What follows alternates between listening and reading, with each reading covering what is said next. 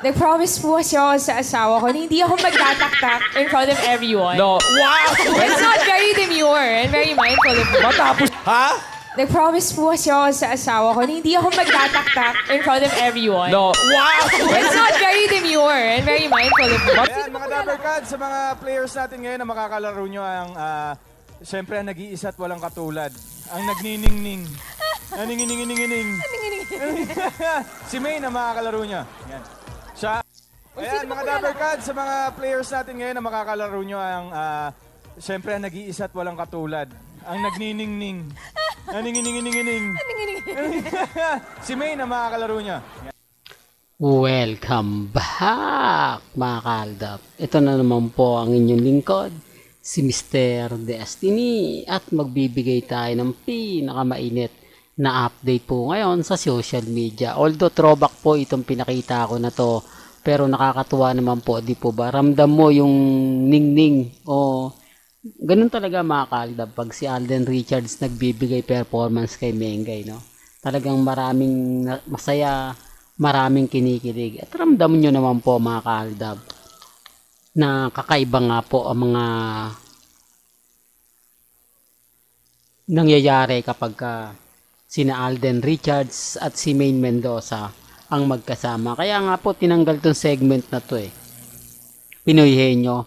Napapalabas to po sa YouTube lang to napapalabas, mga kaaldab. Kaya nga po tinanggal dahil alam nyo na. Tapos dito naman po, mga kaaldab, na kung saan kinanta ni Bossing, ni Henyo Master Joey De Leon ang Itaktak Mo na sinasabi nilang kinikilig. Alam nyo naman po eh, yung boses lang ni Mengay talagang kakaiba na eh. Di po ba? Na parang may talagang S na yung sinasabi niya. Di po ba? Richards, parang ganon. Di po ba? Real talk, mga kaaldab, parang Richards nga po ang maririnig ninyo. Di po ba? Nag-promise siya sa asa. Pero wala pong pilitan. Sa akin lang naman po, mga kaaldab. Nagbibigay lang naman po tayo ng update at nagbibigay lang po tayo ng mga kaganapan. Sa ngayon, mga kaaldab, kampante lang po tayo. Di po ba? Lagi ko naman pong sinasabi yung mga bagay-bagay na yan sa mga taong nagre-react at sa mga taong nagko-komento. Bagamat maraming hindi pa rin po sang-ayon kay Mr. Destiny, wala naman pong problema yon. Di naman po tayo namimilit. Sabi ko nga po sa inyo, ako, kapag ang pinag-uusapan sila Mengay at si Alden, di po ba, tahimik ako. Lagi akong, kumbaga, updated pagdating sa social media. Ang problema lang po, mga kaaldab, yung mga sinasabi at mga pahayag po nila na talaga naman pong mapapaisip kayo. Di po ba? Gaya nga po sa mga topic natin. Ito na po, punta tayo sa pinaka-title.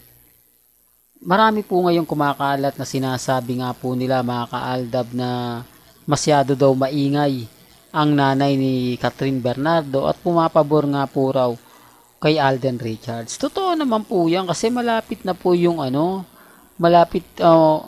part lang po yan ng showbiz. Part lang po yan ng pelikula nila Alden at ni Catherine. Remind ko naman po sa inyo at lagi ko naman pong pinapaliwanag yan na maging kampante lang po kayo. Maging relax.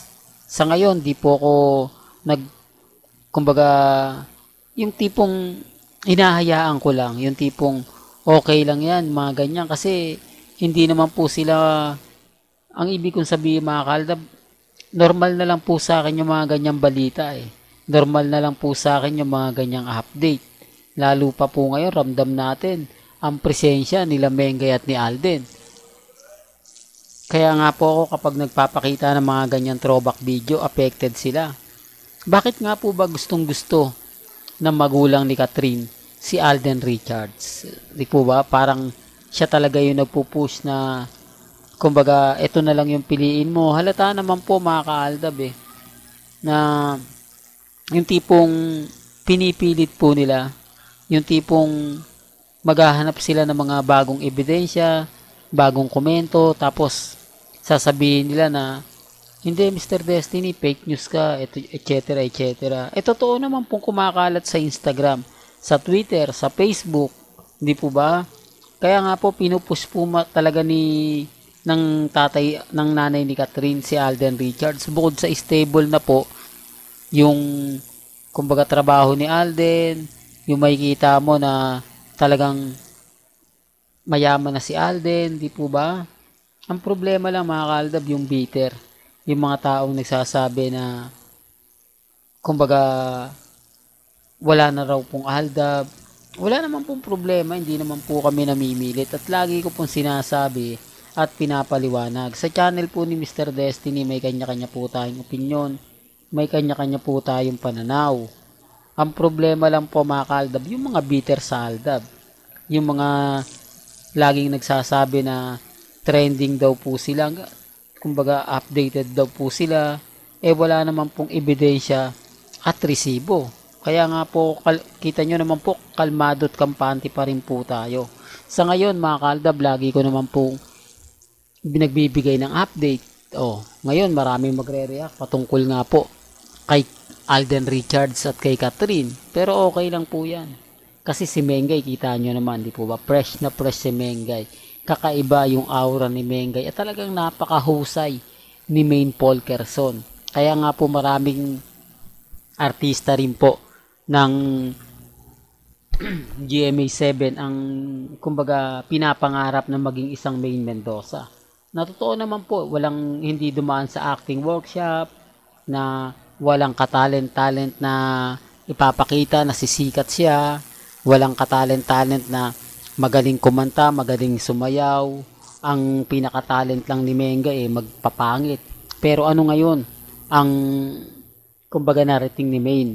Ano ngayon ang kumbaga masasabi nila sa narating na tagumpay ni Maine Polkerson? Yan sinasabi ko mga kaaldab. Kaya hindi nyo po maiaalis na marami po talagang maiinggit kay Maine Polkerson. Totoo naman po yan Pero hindi ako namimilit mga kaaldab. Kumbaga kung ano lang po yung pananaw ninyo, kung ano lang po yung sinasabi nyo, nirerespeto ko po yan at ginagalang.